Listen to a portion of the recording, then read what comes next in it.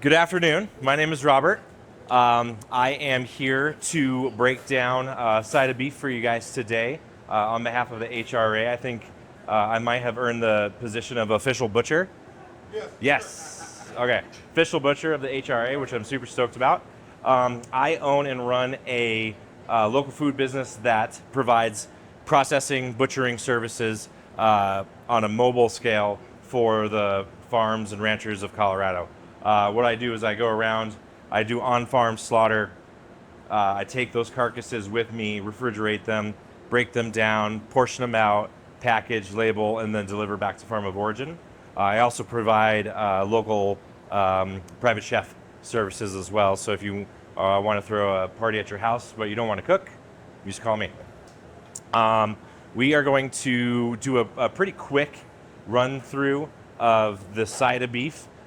This is a big one. This is a 500-pound side, which means it was over 1,000-pound carcass. That 1,000 pounds is called the hanging weight.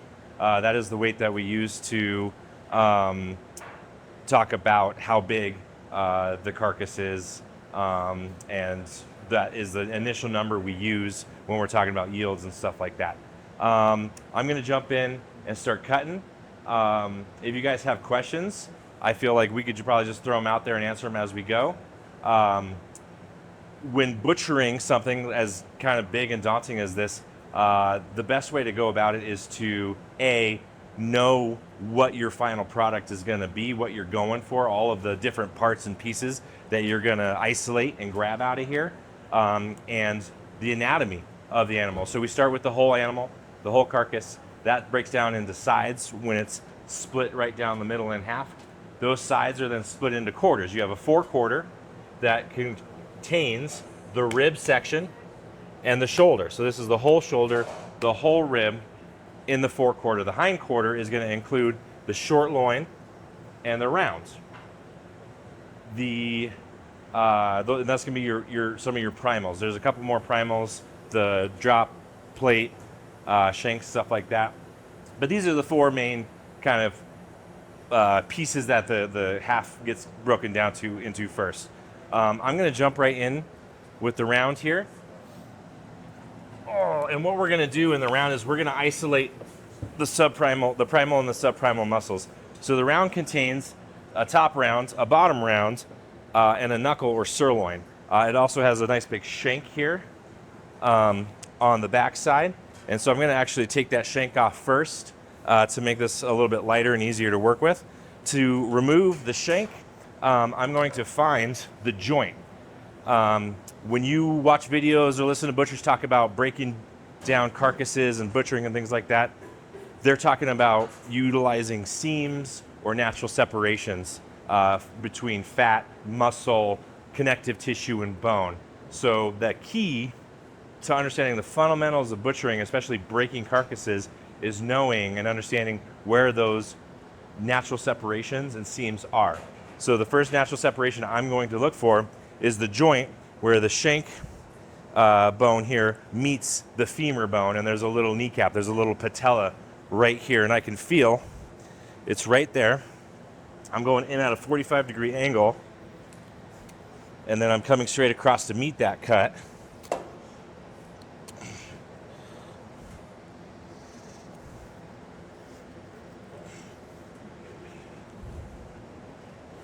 And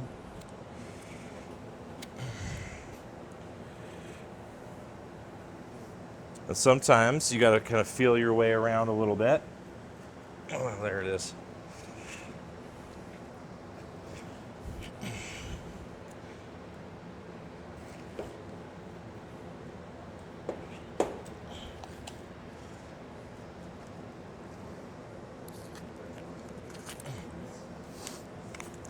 And getting through that joint is kind of a matter of putting a little pressure and leverage on it and using gravity to help you out a little bit. Next thing that's going to come off of here is a little bit of surface trimming.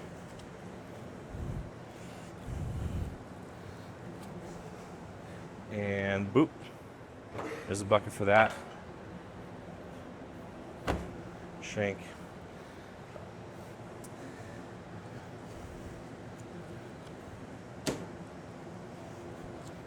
And what we're doing is we're exposing the muscles underneath the fat and other surface tissues here. And we're going to start to see the top round or inside round looking at us here. And we're going to jump in here and we're going to take out the hip bone, also known as the H bone. I'm going straight in and I'm righting the bone with my knife, leaving as much meat behind as possible. And then what I'm going to find in here is this ball and socket joint where the femur connects with the hip. You can see the ball, the socket, and again, separating connective tissue, using a little bit of leverage to start to pull this bone away.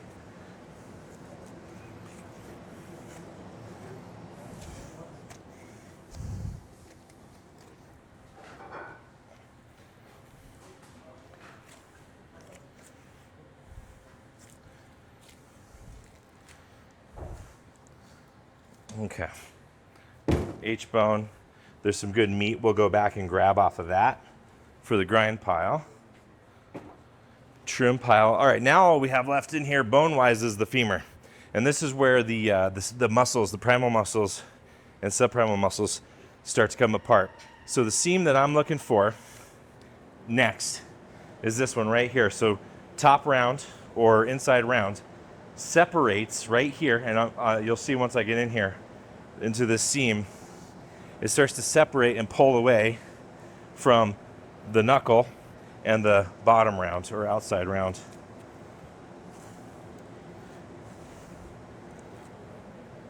And right away, I'm finding the femur bone directly underneath there. So you got the joint where it was connected to the shank, the ball and socket joint where it's connected to the hip, and I'm kind of just connecting those two ends right now. And then I get down into the meat here, and you can see this seam start to open up as I pull away from the bone. You know, and a lot of times you know you're doing it right because the muscles just start to kind of pull away.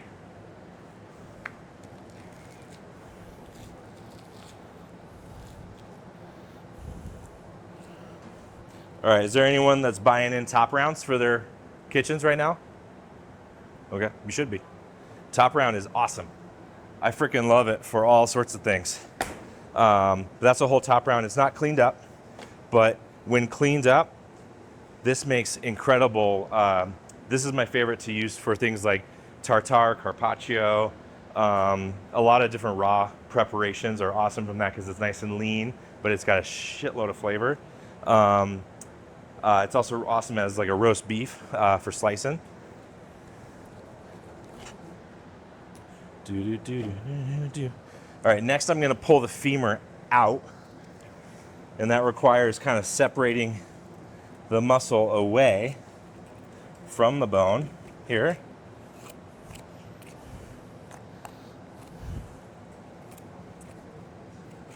And so you see my knife kind of constantly hitting bone, and that's because I really am trying to scrape along the bone so I don't lose, or I lose as little meat as possible to the bone.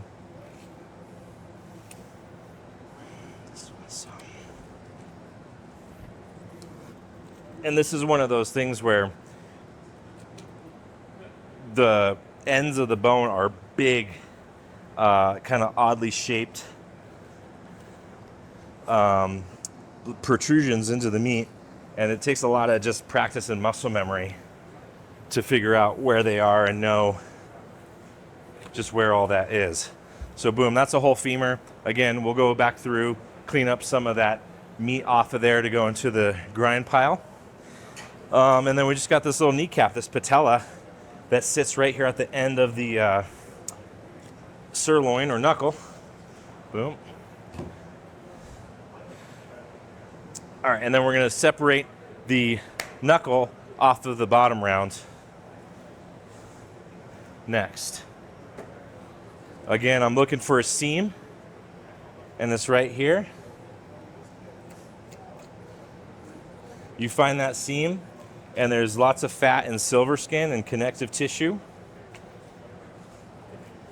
in between these two muscles here.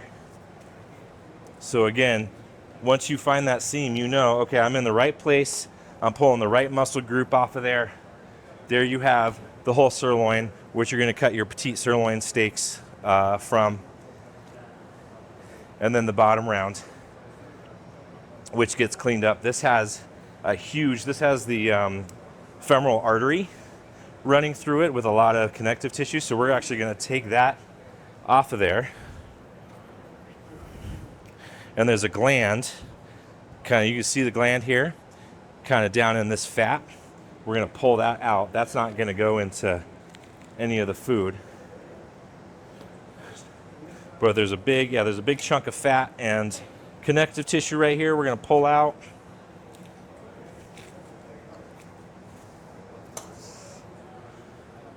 Clean that up for the grind pile later.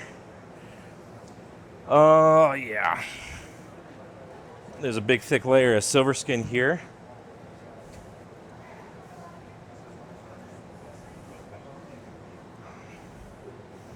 It smells. Boop, boop, boop. And then the other thing we're going to pull off of here is the eye round. So the eye round is right here. It's just one of the sides of the bottom round. And this cut is in my opinion, cut for Bresaola. Dry-aged Italian beef salumi. And so that's just going to come right off of the side of the bottom round there. All right, and that's the bottom round. That's ready to get cleaned up. This is awesome as as a roast, or this is what you get like your cube steak off of. Any steak that you're gonna like pound out, tenderize, like a country fried steak, something like that. This also makes incredible stew meat. It's relatively lean and it has a ton of flavor. So that's the round, bottom round, eye round, knuckle. Your sirloin steaks, you can kind of see where you would cut those from, and then the top round.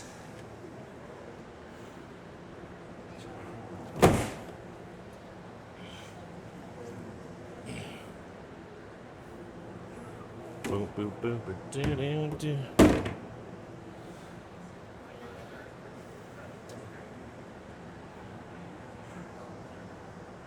All right, any questions so far? Basically, 4 parts of the leg, right? Yeah. From the most right? Exactly. Okay. All right, next is going to be the short loin with what's called the drop hanging off of there. So what you have here is the New York strip. You have the tenderloin, which starts right here, and then you have the top sirloin section, which contains the top sirloin and the picanha back here. You have the drop coming off, which has a whole bunch of my favorite cuts like flank, sirloin flap. It has a continuation of the outside round. The tri-tip is in here. The picanha is in here. A lot of my really like favorite beef cuts. One of the first things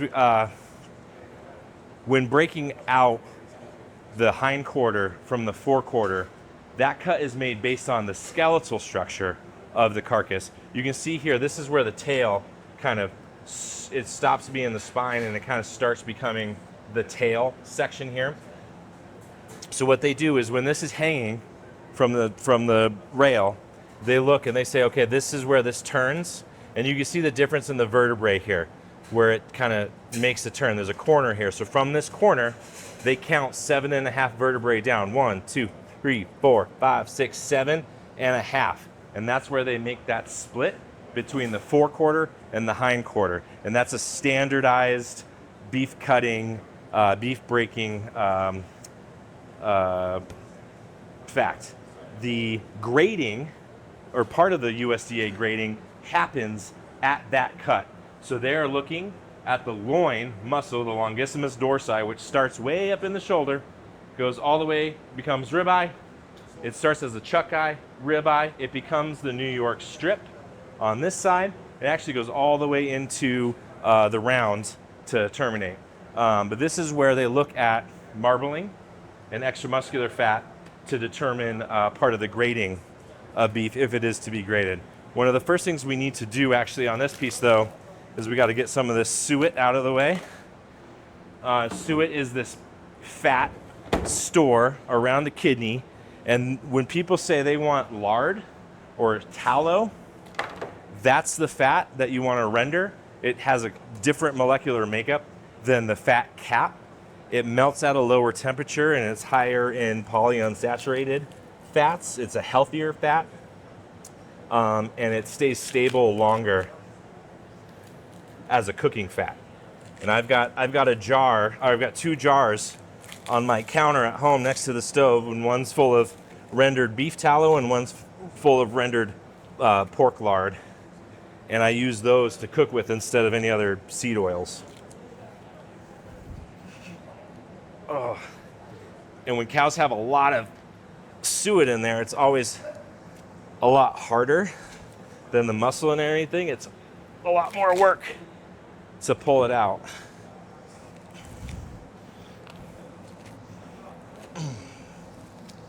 But this is gonna make several quarts of really, really nice, high quality cooking and baking tallow. All right, so next is we're gonna take the drop off, and what we're actually doing is we're gonna take the whole short loin and we're gonna dry age it for a month, and then we'll cut some steaks out of that, and it's gonna be incredible.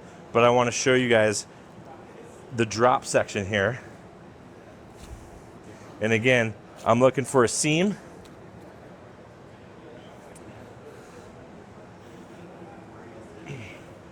And I'm gonna come around. So this is where the, you can see by the shape here, you can see this is where the sirloin was attached. Bottom sirloin, top sirloin here. Picanha right there, tri-tip. They actually cut through the middle of the tri-tip when they split this up. So the tri-tip ended up being partially in here and partially in the round. And we actually cooked up a little bit of the tip of the tri-tip. So I'm gonna go around that tri-tip section and come back towards the short loin here. And we're going to take this whole drop off as one big piece, and the last rib in the rib cage is right here, so we'll have to saw through that.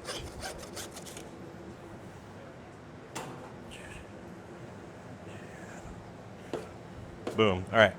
So this whole short loin, we're going to take this and we're going to dry age it, and it's going to be out of control. Oh. All right. So from the drop, like I said, we got a couple of different really fun muscles that I love as grilling steaks. This little flat piece right here, this is the backside of the outside round. It comes all the way from the 6th and 7th rib all the way back to where the round is. And this is another one of those separations I'm going to take advantage of, just kind of by pulling some of this fascia.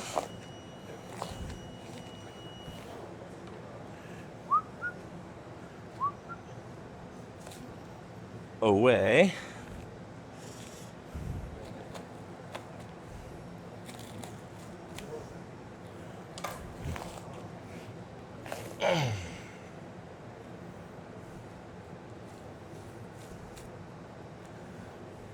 There we go, and we've kind of started unveiling the outside round. This is the flank steak under here. It's going to be a really big flank steak.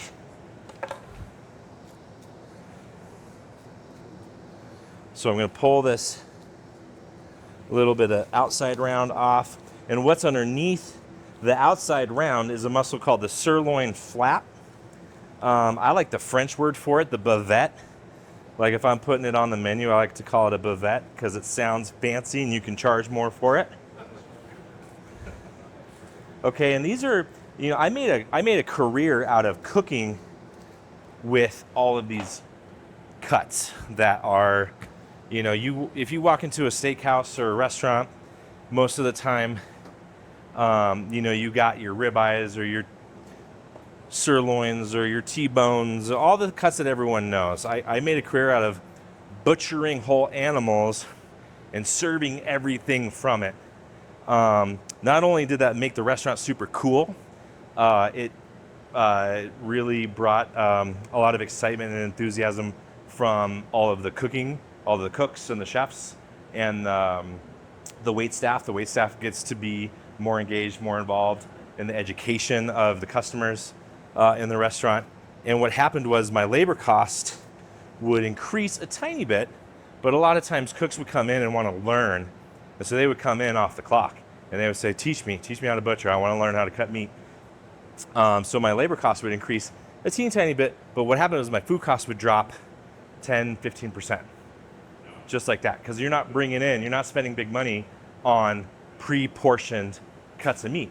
Now that means you do have to invest some time and some energy into training your meat cutters, but that investment pays dividends when you start to look at how much money you're saving on center of plate costs, those protein costs.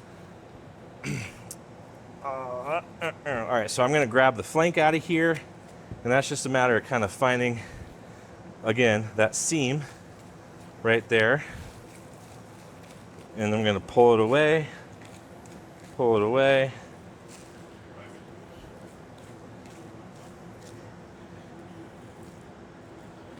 And you know what I've found is if you get a person or two in your restaurant or in your restaurant group that get really good and proficient at this, your labor cost doesn't even get affected that much anymore, because they can bust out a side of beef in 3 or 4 hours.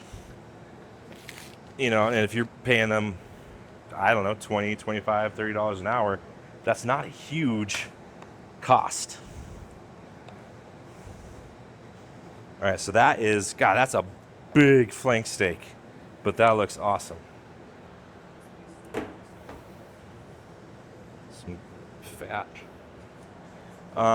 This outside round, this makes awesome carne asada. It's a type of one of the arrachera cuts. I love grilling that. Next, we're gonna pull out the sirloin flap. Again, looking for that seam. There it is. I'm gonna start pulling away. And everything, this is all just fat. Like, that is just a bunch of fat. Still usable. You can still render it and cook with it. One of my favorite things to do at one of the restaurants I used to run was save up a bunch of beef fat, render it all, clarify it, and then fill the fryer with it. And then have, really only lasted a day or two. But, God, those are some of the best, like fries, everything. Coming out of that fryer was just incredible. Popovers. All right. So that's sirloin flap. This is another one I like to use kind of in a like arrachera substitution carne asada, grilling steak. It's just like the outside round. It's just thicker, or not outside round, the outside skirt. It's just a lot thicker. But if you look at that. So again, like big muscle fiber, lots of really nice marbling and a well-finished carcass. And this is one that's gonna, I used to serve a steak, a bavette steak, kind of just like this, portion it out, grill it up, it plumps up, it slices really, really nicely, and it eats a lot like a skirt or a hanger steak with that large muscle fiber that kind of pulls out and separates easily. Can you repeat the name of that? The sirloin flap. Sirloin flap. I like the French word for it, bavette. It sounds kind of sexy, so I like my menus to read kind of sexy, Oh, big chunk of fat. Oiled or oiled outside skirt? Outside skirt was the smaller, kind of flappy version.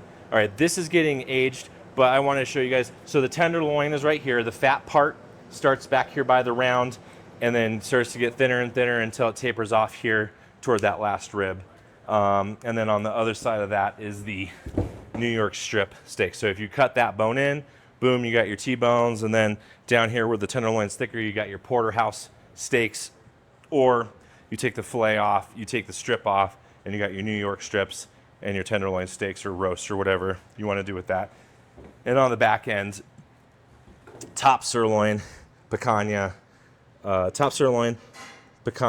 and then that little bit of tri-tip that they kind of messed that up a little bit. I didn't really like that. I'm gonna move this over here so we can see better. Okay, moving on to the forequarter. We got the rib section.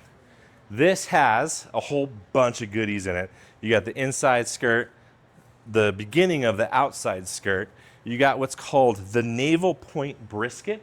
This is a continuation of the flat of the brisket. This is a British cut that I freaking love. I've made it my mission to turn Americans on to the navel point brisket. It's so good.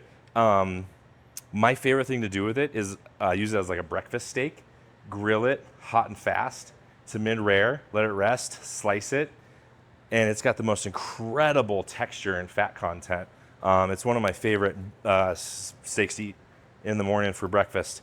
Once we pull some of that stuff off of there, you've got the rib itself, where you're gonna get your rib steaks or your ribeye steaks, and then the plate, which is short ribs. So we're gonna take the inside skirt off of there. Boom, that looks nice and marbled. Clean that up. Score through this huge membrane.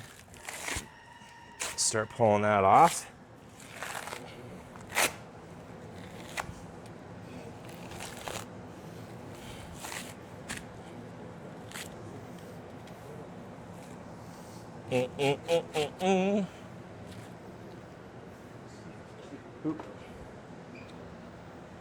Okay, so outside skirt there.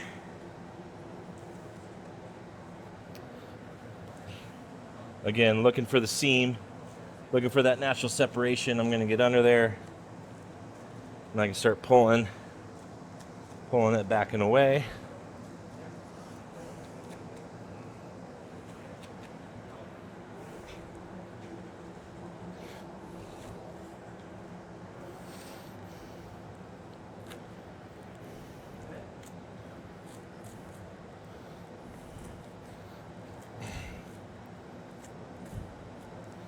Okay, so this, where's your other half? There you are. That's gonna give you the whole outside skirt there. It kind of spans that forequarter, hind quarter area. And then what we're gonna do is we will, Chef Pablo's gonna actually do a butter wrapped like 2-month dry aged rib. So what we're gonna do is we're actually gonna take it off the bone for him to do that.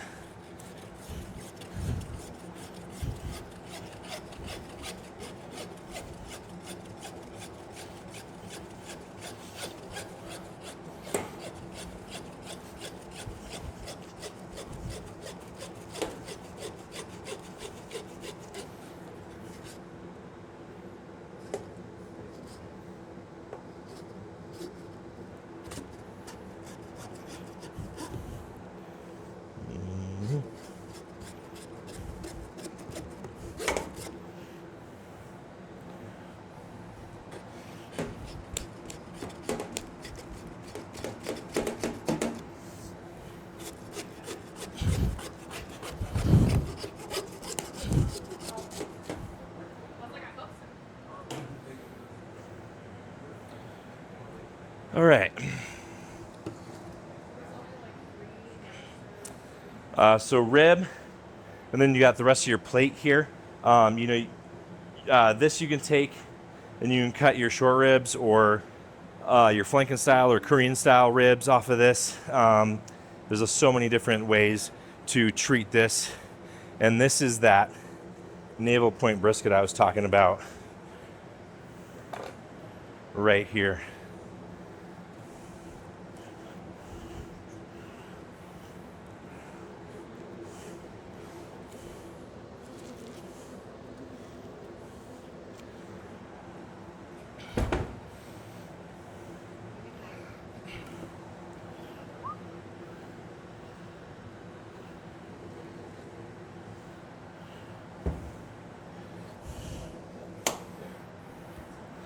Okay.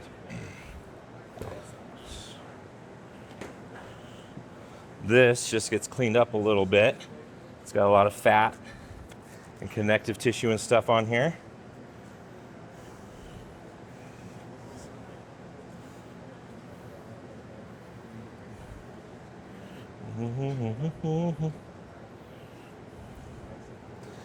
But what you start to see is something with a decent sized muscle fiber, a good amount of marbling,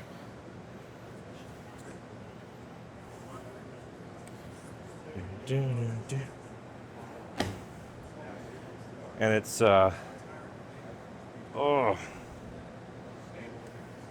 again, finding that separation, pulling it apart. But this is the muscle I'm trying to isolate right here.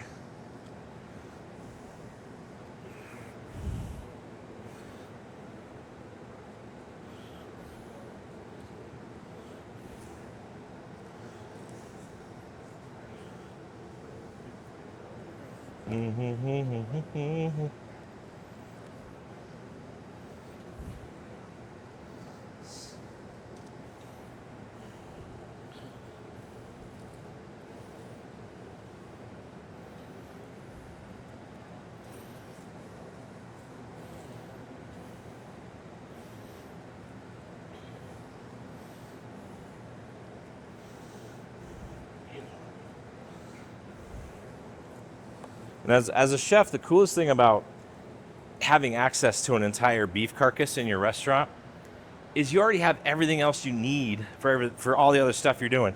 You end up with all these bones to make stock with. You end up with all this fat to cook with and bake with, make soap with if you're that kind of a restaurant. Oh man.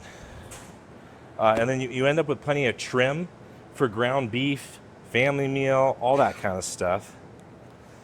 But yeah, this is, so what I would do is I would take something like that, season it, you know, the marbling, the muscle fiber, this is just, it cooks up incredible. It's another one of those flaps that plumps up like a ballpark frank when you cook it. And then you come at it and you slice it against the grain. And the texture is, it's so different. It's so different from any steak you would normally go out and grab and eat at a restaurant. That's the Naval Point brisket, yep. Is that a cut you call for? What's that? Is that a cut you call for, like a manager? From your distributor? Probably not. Beef belly. Right. I mean, Yeah. That would be the Yeah. whole thing, right? Yeah, they'll give you the whole thing, then you'd have to split it. Yeah, you're still fabricating it way down, yeah. All right, so I'm gonna save that. I'm gonna bone that out for Chef Pablo in a little bit. Put our skirts in the flappy meat pile. Again, this is, you know, cut this down for short ribs. Boom. All right, and then we can move on to the shoulder. Oh, which is the heaviest freaking part. Whew, and there's so many good things on the shoulder. That's a carcass tag. So when a carcass goes through a slaughterhouse, it gets tagged with all the pertinent information, including the hanging weight and all that stuff.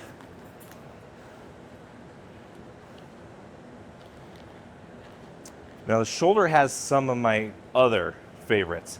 You know, some of that flappy stuff from the drop that I really like is great, but my favorite cuts really do come from the shoulder. You have flat iron, terrace major, blade steak, Denver steak, brisket, duh, obviously. And then over a ribeye, I would take a chuck eye steak over a ribeye steak any day of the week. It's like tons of flavor, a little bit more going on muscle group wise, so there's a little bit more variety of texture and flavor there. I'm just gonna clean up a little bit of this oxidized blood. So this is, obviously this is where the veins and arteries come directly up out of the heart and lungs. And so that when they kill and stick the cattle, that's where the knife comes in to sever. You know, a lot of times they're trying to go straight at the heart here, but mostly they're just kind of getting at the arteries and the veins. in the neck there to bleed it out. That's a really, really important step in the slaughter process, is to bleed the carcass, to bleed the animal out as quickly and completely as possible.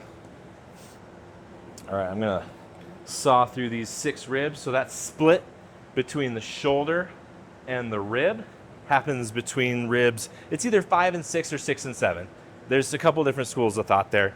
Depending on the carcass size, sometimes I'll go between 5 and 6. Sometimes I'll go 6 and 7 if it's an especially big carcass. But between one of those 2 ribs is where that split is made, and that's where this officially stops being chuck and it starts being rib eye. And so this split is going to help me isolate the brisket, and it's going to give us a bone-in brisket. I wish I had a portable bandsaw.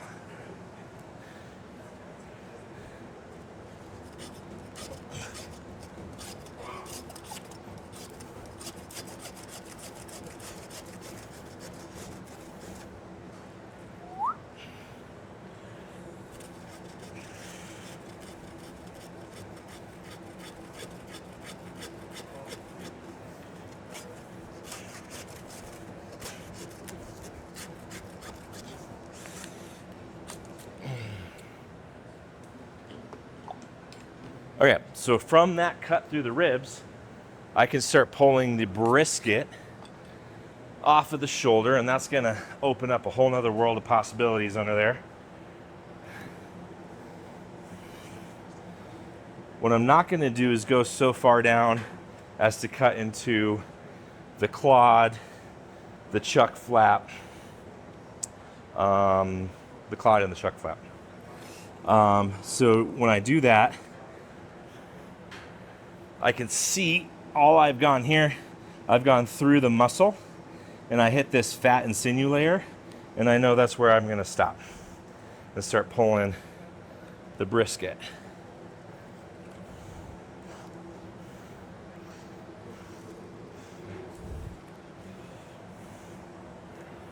Mm-hmm.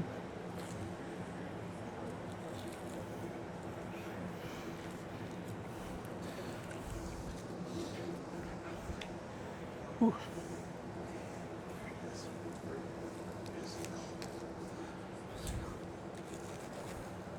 Again, boom, separation right there, a little seam.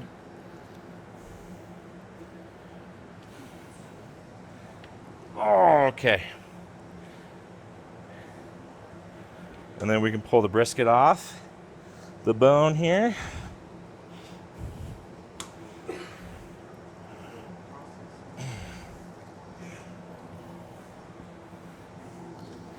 Again, I'm just following the contours of the bone, staying right on them as best I can.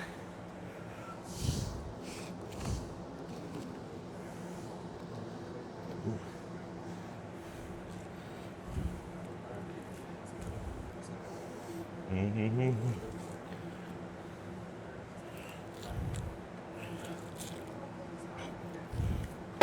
Okay, there's the bones from the brisket.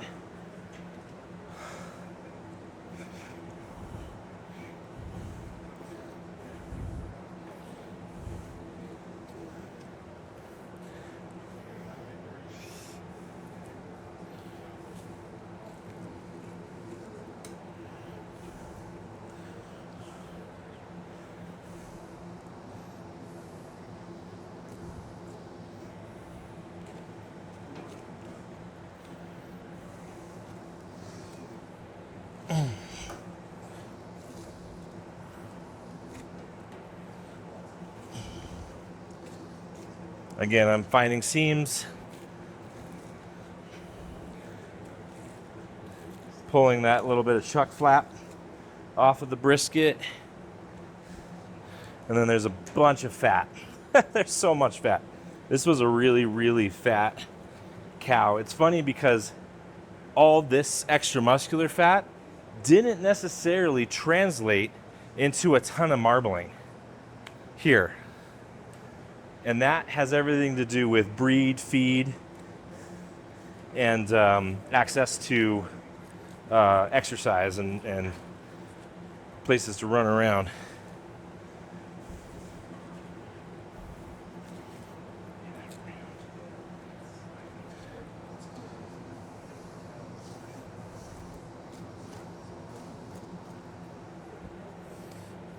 Okay.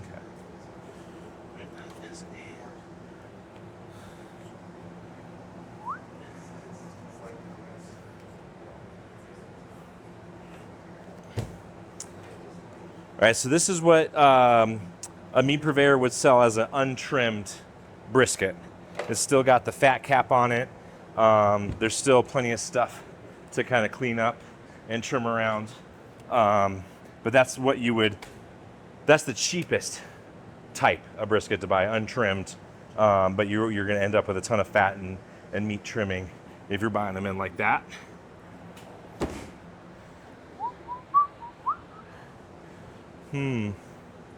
One more.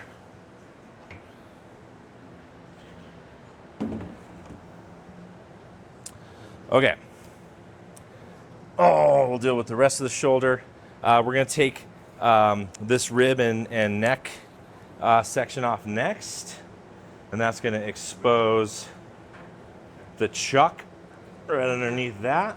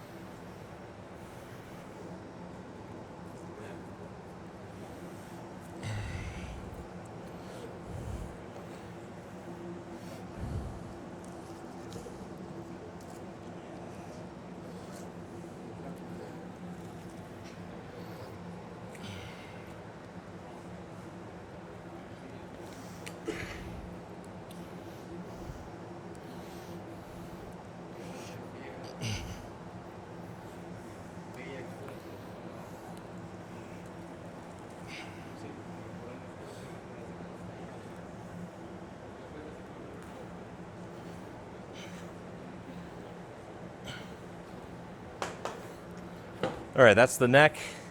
We can go through, we can pull some meat off of that for grinding. That is gonna be really, really good beef stock material.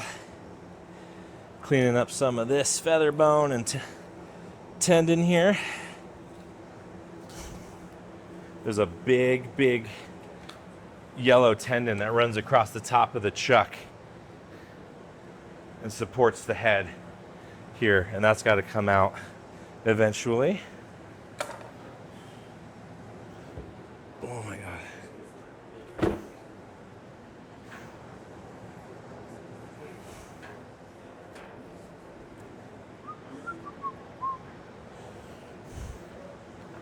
All right, and actually, I'm gonna pull the foreshank off next. And that you can go through the joint, or you can just saw through the humerus bone.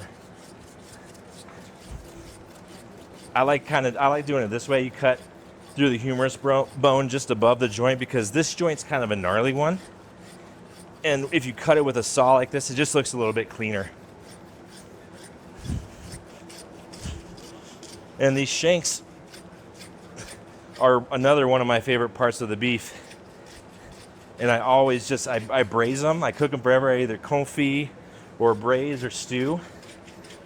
And it's the best freaking meat.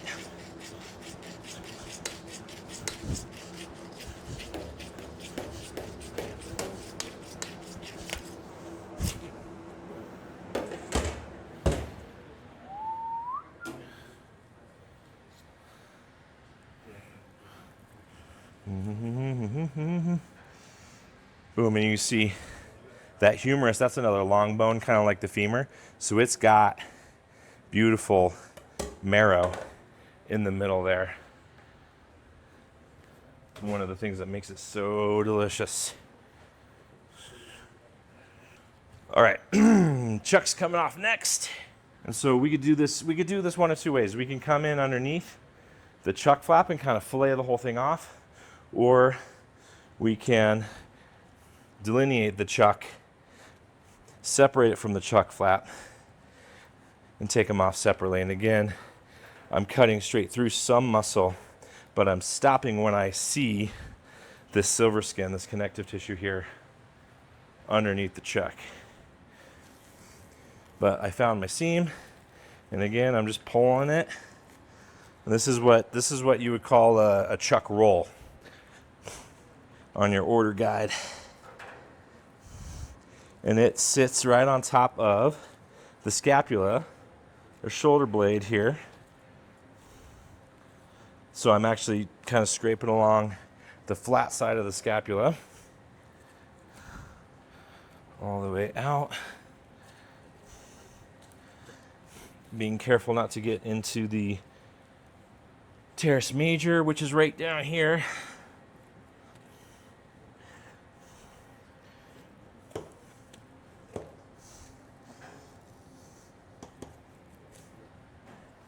Okay. Chuck roll. Again, this right here as a steak is one of my favorite things to eat off of the beef carcass. It's basically a ribeye, but it's even better because you have even more going on as far as the muscle group goes, and that's really nice. All the way down about on this carcass, probably a good 8 to 10 inches. That steak's going to be really nice still. Whew. Yeah, you'd think I'd be skinnier with all of this calorie expenditure every day. All right, and then we can pull the chuck flap off.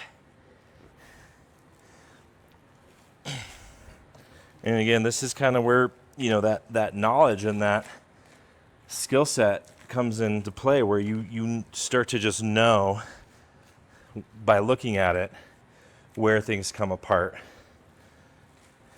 And that's one of my favorite things to see when I'm teaching or mentoring someone, when it starts to click and they start to see and they start to recognize, it starts to stick. And they're like, yeah, that's where that comes apart. That's what that muscle is. That's honestly the most rewarding part about teaching and mentoring for me, is when people start to see through a butcher's eyes or through a chef's eyes and see, you know, what everything is, what the potential for things are.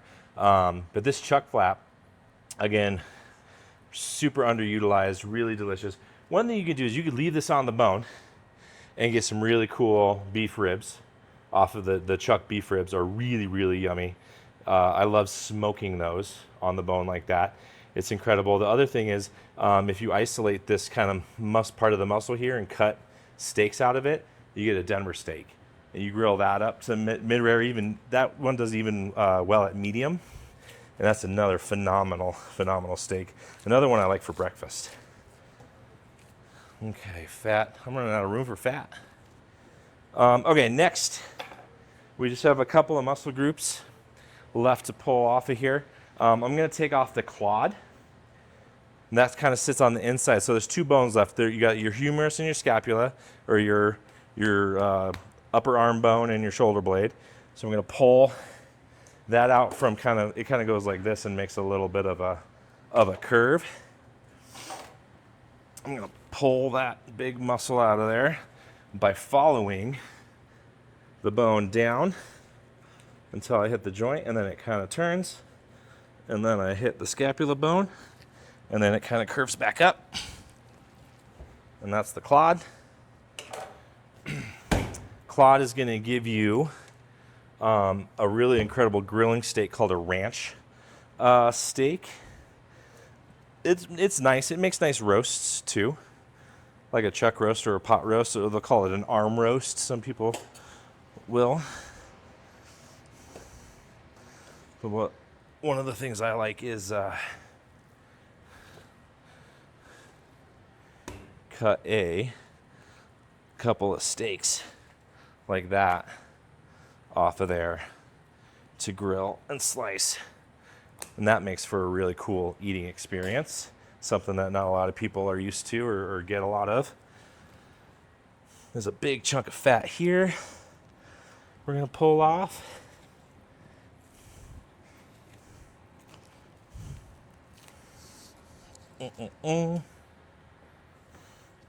And then the joint, you should, if I did it right, we should be able to see it. It's right there. It's another kind of ball and socket joint, but you can see the smooth white ball of the humerus. And then that little socket there of the scapula. This is, so this humerus cut, if you leave this meat on here and just braise it like this, that's going to make awesome braised beef for whatever, barbacoa, any sort of shredded beef, slow-cooked beef that you want to use that for. Top blade steak is sitting right here under this big, thick piece of silver skin. And this is another one that, you know, pretty much universally just gets ground. But I love turning people onto this. It's kind of like a mini flat iron, really. It's got that kind of small mousseline muscle fiber. It's a little bit smoother. It's crazy tender. And it's because it's a working muscle and it sits up here next to the bone, it's got a ton of flavor.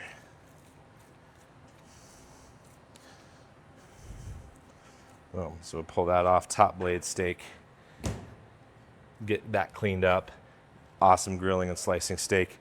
Terrace major is kind of the next thing I like to take off of here.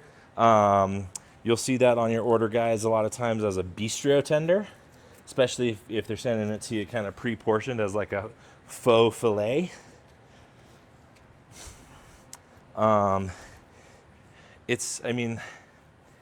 kind of have a beef with people calling it a bistro tender because it's not anywhere near as tender or even a similar eating experience to a tenderloin, in my opinion. I'm sure somebody ate it and was like, ooh, that's just like tenderloin, and that's totally fine. I don't buy that. This is gonna be a pretty massive bistro tender though. It does make great little steaks, but if you sell it to someone and tell them it's just like a fillet, they're going to call you a liar.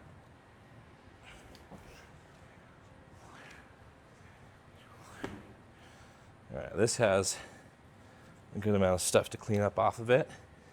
I'm going to come underneath this layer of silver skin, and it's going to kind of lead me around the contour of this muscle down to where it kind of stops, and it stops being a muscle and it's just kind of fat down here.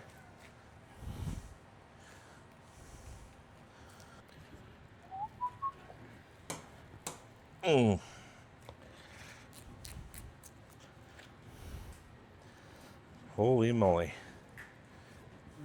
John, I think we should get a bigger carcass next time.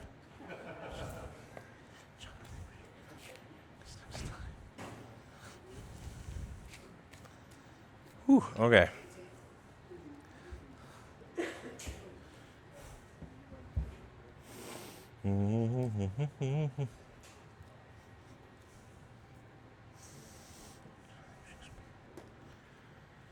Okay, scapula bone. Again, we can kind of clean some of that meat off of there for the grind.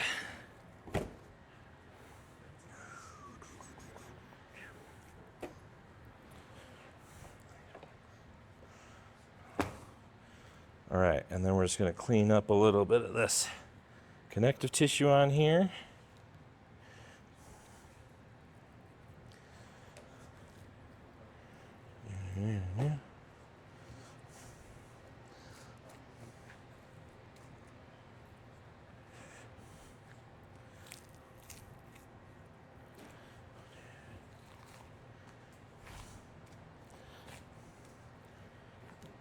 again, found another seam to follow.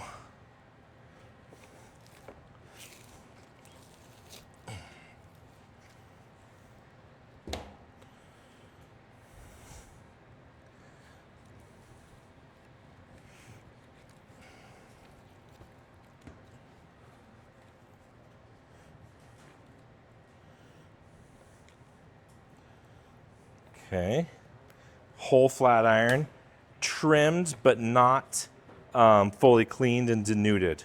There is a huge, thick tendon that runs through the middle of this thing. So if you just grill this off and start slicing it, you're gonna have a big, chewy tendon right in the middle. So for what I do for most of my customers is I'll kind of fillet two sides of that flat iron off of the tendon. And it gives you basically like 3 kind of flat irons if you include that blade stake in there to work with. Flat iron. Okay, that's for the most part a side of beef. You know, we didn't go all the way down into all of the various retail cuts. You know, I touched on a bunch of different things you could do with a lot of the different cuts.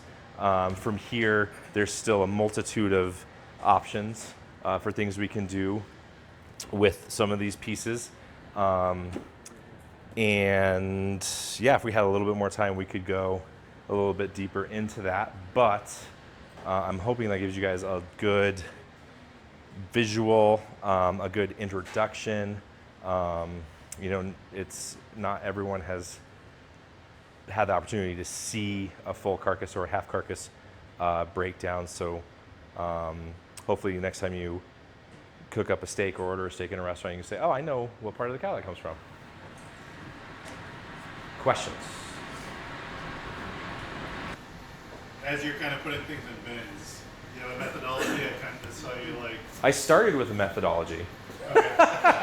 And then I was like, I didn't bring enough meat lugs. So do you typically though? Like. Oh yeah, I've got like 30 of these meat lugs, and so I'll go like, depending on my cut sheet, my cutting instructions from my customers, you know, they'll sell like halves of beef, so I'll use color coordinated lugs to do like, okay, you know, this half is in blue, this half is in red, and you know that's how I know, you know, because that's getting cut slightly different from that half of beef. You know, and then I'll do a bin full of the bones, and a bin full of the fat, and then a bin full of the steaks, and a bin full of the roasts. So yeah, I started that way, but I wasn't picturing a 500-pound side of beef when I was packing up last night. That was a big one. That was a big one, yeah. If you had half of a bison or an elk, do you butcher it about the same way? Yeah, almost exactly the same. You know, there's not quite as much, I mean, there's not nearly as much fat, obviously. It's gonna be super duper lean. But yeah, it all breaks down pretty much exactly the same way. Yeah.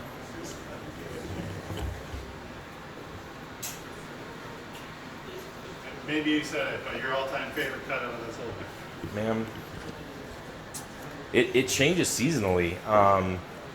You know, in the summertime, I love grilling up stuff like a Denver steak or a chuck steak. This time of year, though, I'm all about shanks and ribs, picanha. Another, you can't ask me to pick a favorite. It's just not possible. I do love beef. I'm gonna have to say that I do love beef, probably the most of all the animal proteins, by a little bit over pork. Anything else? I just got a quick question. You did all of this in a half hour. Yeah. How long did it take you to get to that skill level? I have been butchering since I was 15. So I the first place I ever worked was owned and run by a pair of partners. One guy was a certified master chef, the other guy was a certified master butcher. And I walked in one day, I was like, I want to learn how to cook. And the chef was like, great, first you're gonna learn everything else. And so I learned how to butcher before I learned how to cook. To become this proficient and this quick has been 5 years in the making of doing it every day. I was a chef up until the pandemic, and then I pivoted and started doing this. So yeah, I'm coming up on 5 years of doing this full time. And yeah, the first beef, the whole beef I did back in 2020, you know, probably took 8 hours. And now I can do, this is a big one. And we didn't go all the way down into, like, the beef I cut down all the way into retail portion cuts. So it would be more like 2 hours to do a whole beef that size all the way down into portion cuts. But then I also have to put it in vacuum bags and put a label on it and seal it and put it, like, there's a lot that goes into the packaging as well. Yeah. Thank you, Robert. You're welcome. Okay, everybody.